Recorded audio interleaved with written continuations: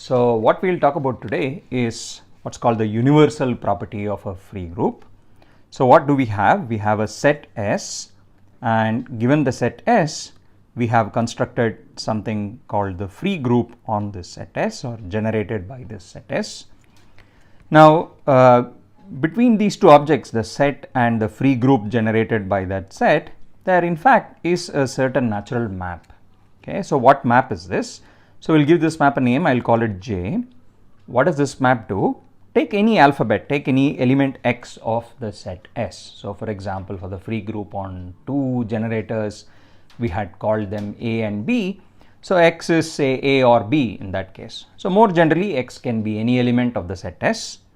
Now how do we associate to this an element of the free group? So we do the following. We first think of, so maybe it's best to think of this in the following way. Let's map S to the set of all words in S hat, the augmented alphabet. What map is this? Well, the element X first is going to map to the word X. So think of this as just the word X. It's got length 1. Now from the set of words in S hat to the free group, I have the following obvious map. Given any word, I can associate to it the equivalence class corresponding to that word. Okay, so the net result is that this map J that I've talked about is the following. It sends X to the equivalence class of just the singleton word X. Okay, so that's sort of a natural map. So for instance, if we take the free group on two generators that we talked about, so this is, let's illustrate this. If S is AB, I have the free group on two generators. This natural map just does the following. It takes A and maps it to the equivalence class of A, B to the equivalence class of B. Okay, so map to the free group. Now observe that S is just a set. F of S is a group, but from a set to a group, you have a function.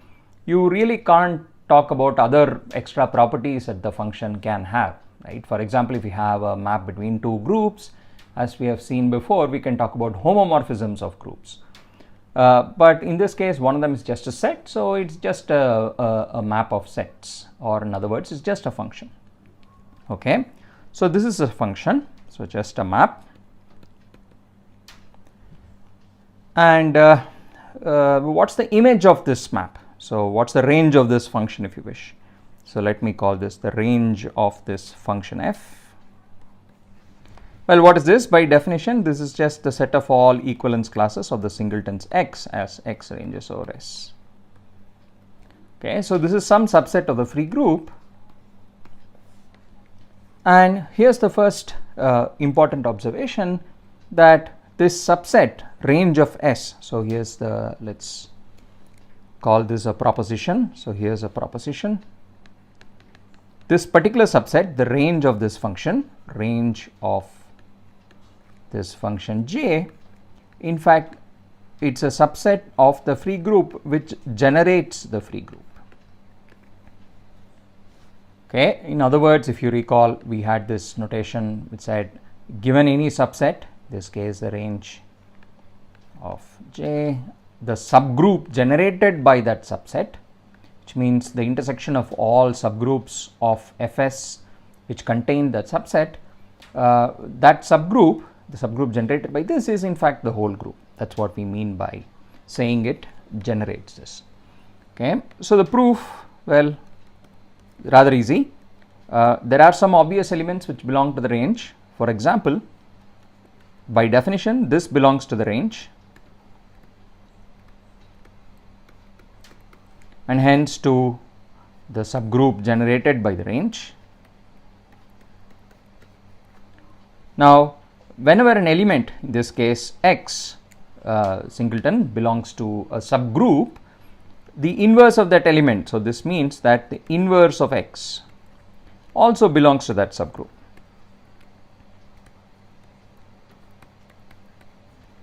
Okay, but observe the inverse of X, as we have already seen, is nothing but the equivalence class of the word x prime. Okay, so what does this mean? This means that x prime also belongs to the range of J. Okay, so we have identified two very important classes of elements. One is x itself, the other is x prime. So all of these guys belong to the range of J. Okay, and this is true for every x in the alphabet S. So in particular, if your alphabet only had two elements a and b, what we are saying is that the a, b as well as a prime, b prime, all four of these belong to the subgroup generated by the range of this function. Okay, now that's more or less all we need. As soon as you have these four types of elements, I mean, we have these two types of elements, x and x prime, this automatically means that everything else belongs. Okay, so what are all the other, what's a typical element of FFS going to look like? Well, it's going to look like the following. You take a word, take W to be a word in the augmented alphabet. Then the typical element, so look at the equivalence class of W. This is an element of the free group. So every element of the free group is of this form, the equivalence class of some word. I claim that this equivalence class of W also belongs to the subgroup generated by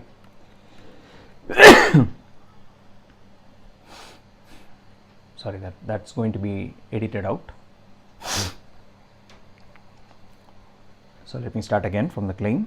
So the claim is that the equivalence class of W belongs to the image of or the range of this function, the subgroup generated by the range. Okay, and why is this? What does a typical word look like? So this is a proof of the claim. So imagine, what does a word look like? So let me just describe the basic idea and leave the formal writing out of this argument to you.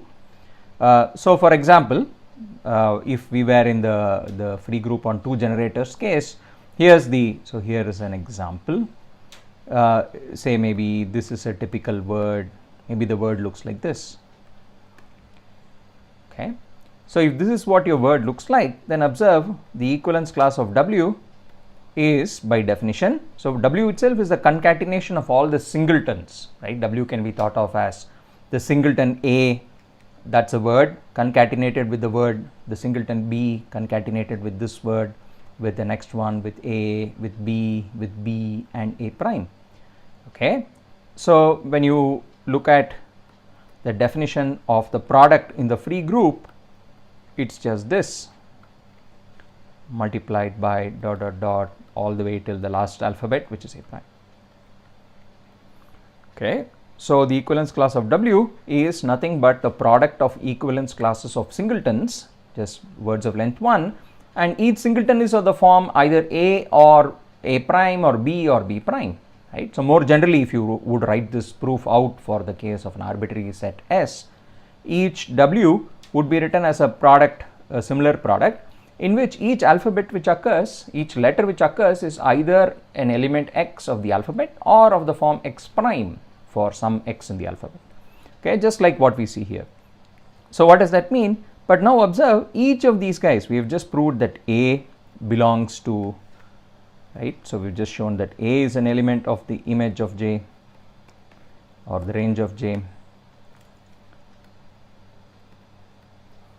B, the singleton, belongs to the range. A prime belongs to the range. B prime, if it occurs, belongs to the range, and so on, right? So in this case, we have shown that each one of the singletons is an element of the subgroup generated by the range. And so if each element is in the subgroup, the product is of course in the subgroup. Okay, so this means that because it's a product, it belongs to the subgroup generated by the range of J.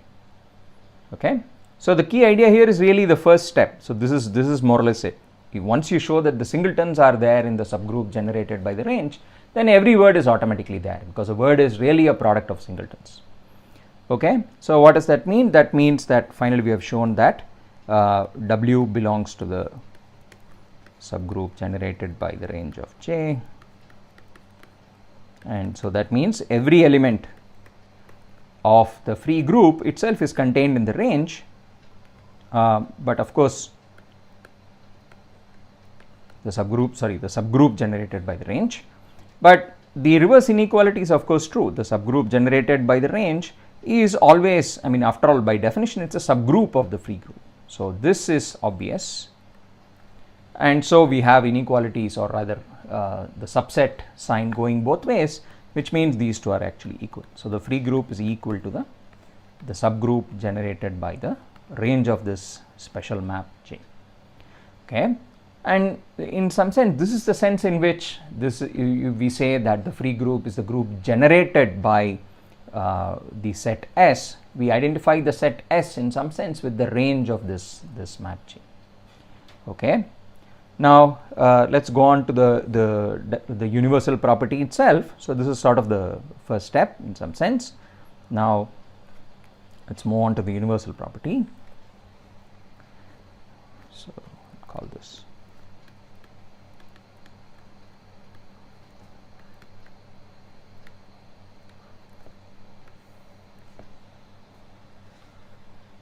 okay. Now let's formulate this in the form of a proposition. So it says, let K be any group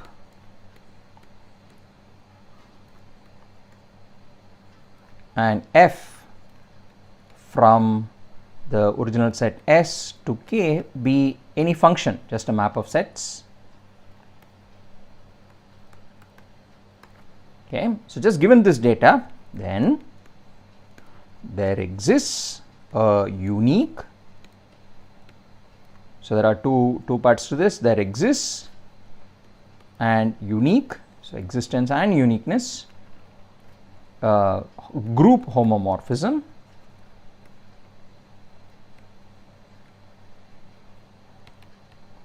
F tilde. Now this should be a map between groups, so we say it should be a map from Fs to K such that the following holds, such that F tilde composition composed with the map J should give me the original map F. Okay, so this is the statement of the universal property of the free group. So let's just try and understand this, what it says a little bit more. Okay, for this it's easiest if we just draw a diagram. So recall what's given is your set S, a group G, a group K, and a function between them F. Now J, as we saw earlier, is a certain distinguished map from the set to the free group generated by the set. Now what is being asserted here is that there exists a group homomorphism. So F and J are not group homomorphisms, they are just maps of sets, but the claim is that there is a group homomorphism. Okay, so the existence of this map, which we will call F tilde, is the content of the proposition. So there is a group homomorphism. Okay, and further it's unique, so there is also an additional thing of uniqueness, such that this, what we usually express as such that this diagram commutes. So if you see what this identity says, it's F tilde composition J is F, which means that if you sort of go from S downwards and then like this, so that is your F tilde composition J, or you just go straight to K, that's your F. Okay, such that whether you go down like this or straight like this, you get the same answer. And this is what we usually express by saying such that the diagram commutes. Okay, which diagram? The one that I've just drawn. Okay, so the key assertion here is the existence and uniqueness of a group homomorphism, which makes this diagram commute. Okay, so let's try and prove this. The proof itself is rather easy. In some sense, everything about the proof is already forced, it's all determined. So we just have to follow what's required to be satisfied by the function F tilde. So let's start here. So maybe for concreteness, let me illustrate the proof again for the case. So let me just say, for concreteness, I will illustrate the proof for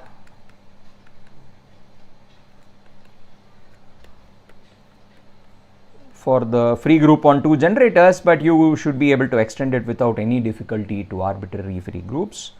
So what is it that we need? We need from the set S to K, you're given a map F.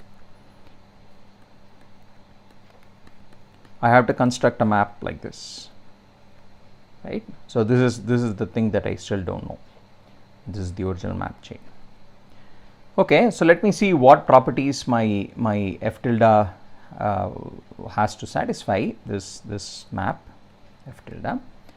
So observe that f tilde on j of x. So here I just have s is a and b.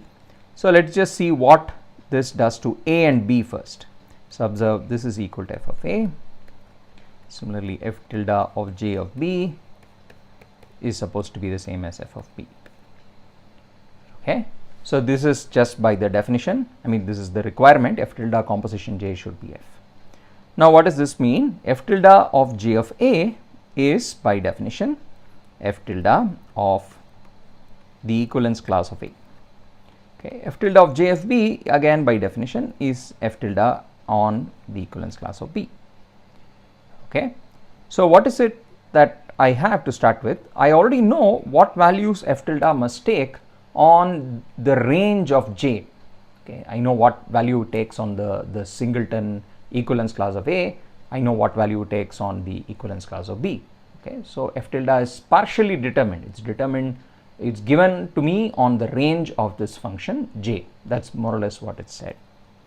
Okay, but that's really enough, because if you remember what we just did, the range of j generates the free group, right? It's a generating set for the free group. So if I know my homomorphism f tilde on this generating set, I can deduce its values on all the elements of my free group. Okay, and we will do it in just a second. So this is what I know I must have. So for now, just treat all this as sort of heuristics. We are trying to see what all information we can deduce about f tilde. Now, so let's do the next thing. What's f tilde? What do you think f tilde should be on, let's say, a prime? Well, again as before, so this is almost like the calculation we just did. So recall, a prime is nothing but a inverse by definition, and a homomorphism, since f tilde is a homomorphism, if I know the value on a, then the value on a inverse is just the inverse of that value. Okay, but now again f tilde of a, I already know what it is. It is f of a, and so this should be f of a inverse. Okay, so what this means is I also know the value of f tilde on a prime. Similarly, by the same logic, I know the value of f tilde on b prime. It is nothing but fb inverse. Okay, so what we have done is we have managed to find 4 pieces of information about f tilde: its value on a, its value on b, its value on a prime, its value on b prime. Okay, and now recall that any word, I am trying to find out how to define f tilde on all of f of s. Okay, but any word in f of s is, well, it's a word, so I mean it's the equivalence class of a word. It can be written as a product of a, b, a prime and b prime. Okay, so that will tell me how to define f tilde on any word. So again, let's do this by example for concreteness. If I take the word w, which looks like a, b, a prime, b prime, a, for example, a, b prime. Okay, if this is my w, then observe how will so I'm going to ask the following question: what value should f tilde take on the equivalence class of w? Well, just like the computation we did, the value should be f tilde of, I first write w as a concatenation of singletons. So I think of w as being a into b into a prime, etc., etc. Okay, and now I use the fact that f tilde must be a homomorphism. So if it's a homomorphism, what does that mean?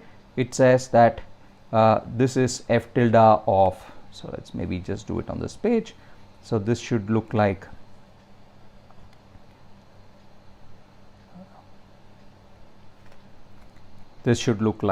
f tilde of a, f tilde of b, this is just the homomorphism property, f tilde of A prime, etc.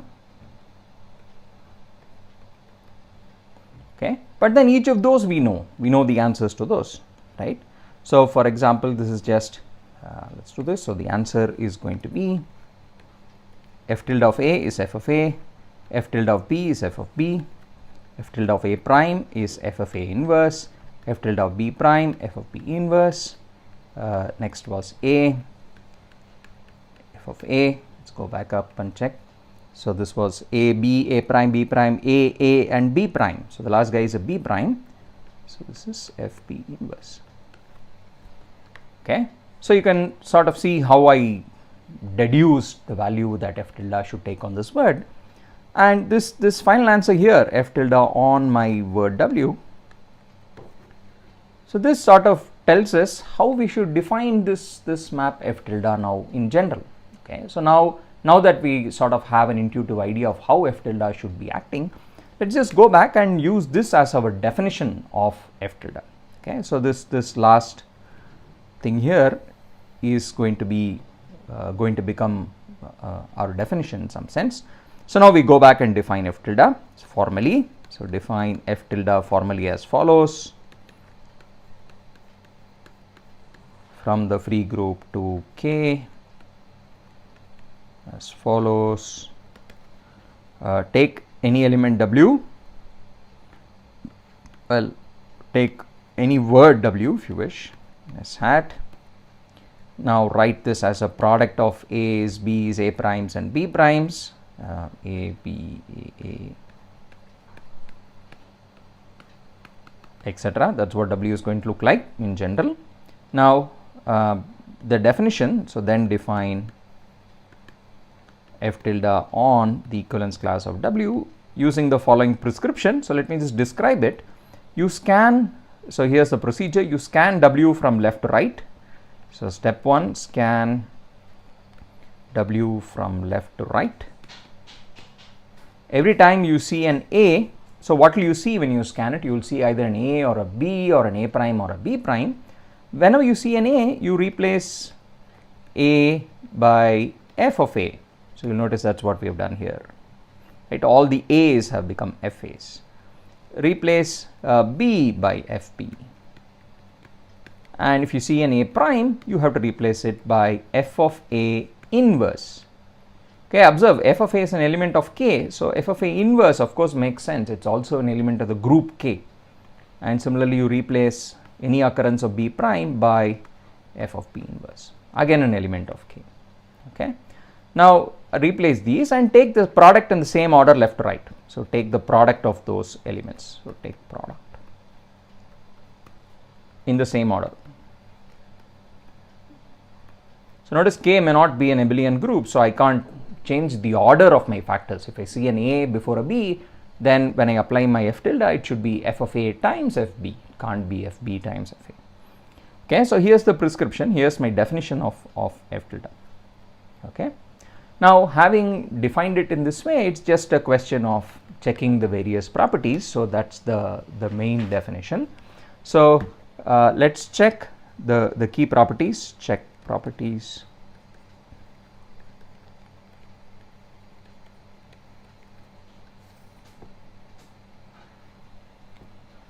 Okay, so what all will we have to check? Firstly, there is well-definedness.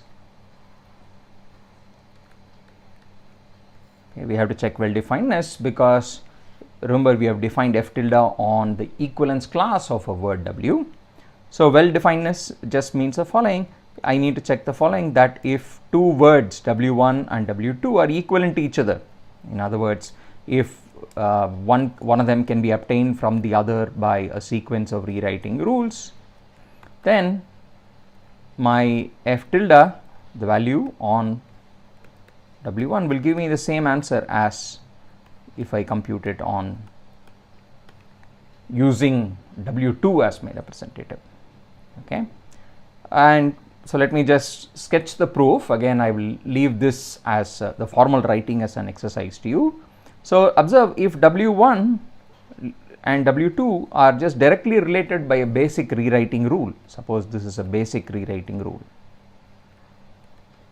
which means I can get W2 from W1 in one step by just either inserting an A prime or A prime A, or deleting an A prime or A prime A or B prime and so on. If you can do that in one step, then this is clear. Okay, then it's clear that they both must have the same f tildes. Okay, then it is clear that this equation, so let's call this equation star, it's clear that this equation star holds. Why is that? Because what does W1 look like? It's a product of A's, B's, A primes and B primes in some order, right? And let me assume that I obtained W2 from W1 by, let's say, inserting a pair A prime somewhere. Okay, so let's assume this was W1, and let's assume W2 was the same thing as W1, except somewhere here in the middle I inserted an additional A prime. Okay, the rest is the same. Now suppose this is how I got W2 from W1. It's now got length 2 more, but now if you see what our prescription was, how did we compute f tilde of W2? The definition is you just apply, you look at each of these dots from left to right. If it's an A, you replace it with FA. If it's A prime, you replace it with FA inverse. Likewise for B. Okay, so you will keep scanning it from left to right. It will become either f of something or f of something inverse dot dot dot, and now so far it will be the same whether you do it on W2 or on W1. Thus far both are going to give you the same answer. The only difference can arise when you see the A prime in W2. Now for that, what's the prescription say? When I see an A, I'm supposed to replace it with an FA. When I see an A prime, I'm supposed to replace it with an FA inverse. Okay, so these are the two extra terms that I get in W2, and again the rest of the terms to the right of that are the same in both W1 and W2. So this part agrees. Okay, so these terms are the same as those in W1. Similarly, these terms are also the same as in W1. The extra is only in the middle. But observe, the extra is just the product FA times its inverse. So of course that's just the identity element of K. So this is nothing but the identity element in K. And so this product is just going to give you the same terms that you had in W1 times identity times the same terms that you had in W1. So the net result is of course the same answer as what you would have gotten for W1. Okay, and of course this is the proof for a single basic rewriting rule.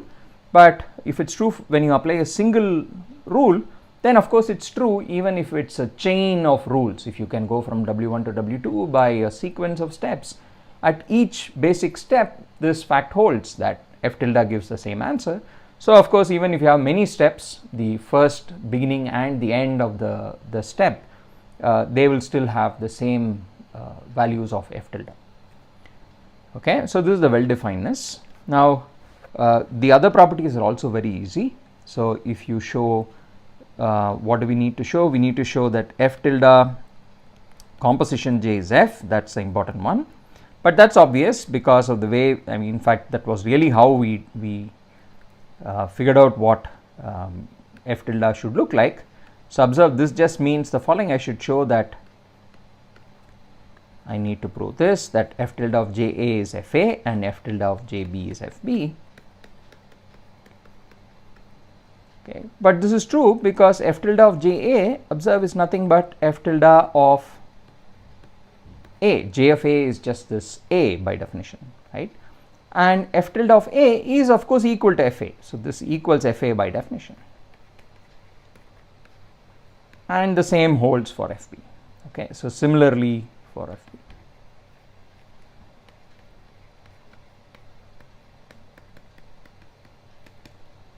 Okay, so that's this property. Now of course the other important ones are to show it's a homomorphism.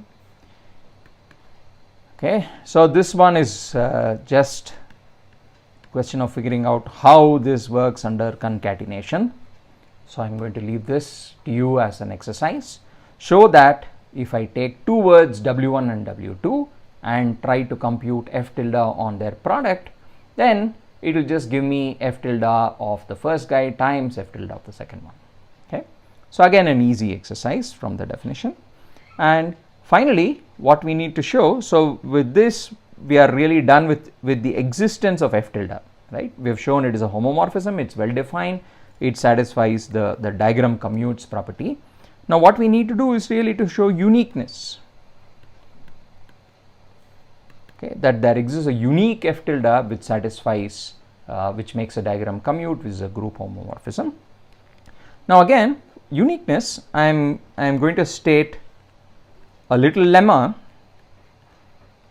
and then let you deduce the uniqueness from that lemma. Okay, so this is a general lemma really about homomorphism between two groups. So suppose I have two groups G and H. Okay, so let G and H be groups, and suppose, so well, I don't really have anything between them yet, let GH be groups, and suppose I have a generating set for G. Okay, so and let A subset of G generate G. So again recall, that means that the subgroup generated by A is going to be the entire group G.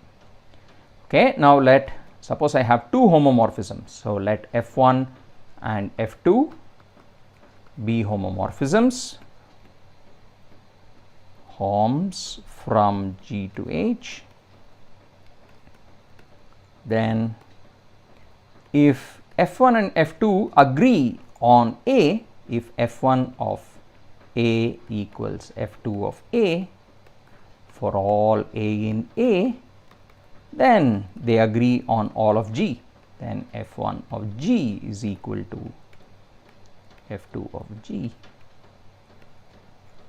for all G in G.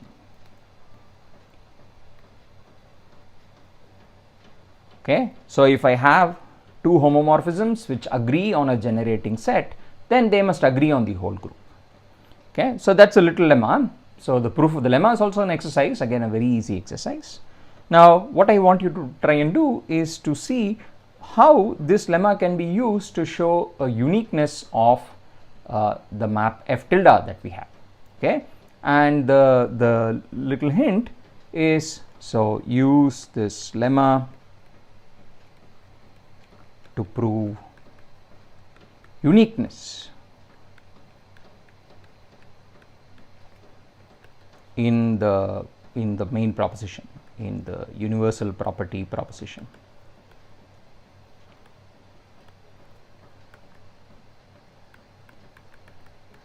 Okay, and the hint here, recall, is, well, the hint is the following: recall that the range of the map J, so that's the important thing here, this guy generates the free group. This is what we proved first. So here's a generating set, and if two homomorphisms agree on a generating set, then they must agree everywhere. Okay, so show that for uniqueness, what you'll have to try and show is that if I have two homomorphisms f1 tilde f2 tilde, both of which make the diagram commute, then those two homomorphisms agree on the range of J. Okay, and hence by this lemma they agree everywhere.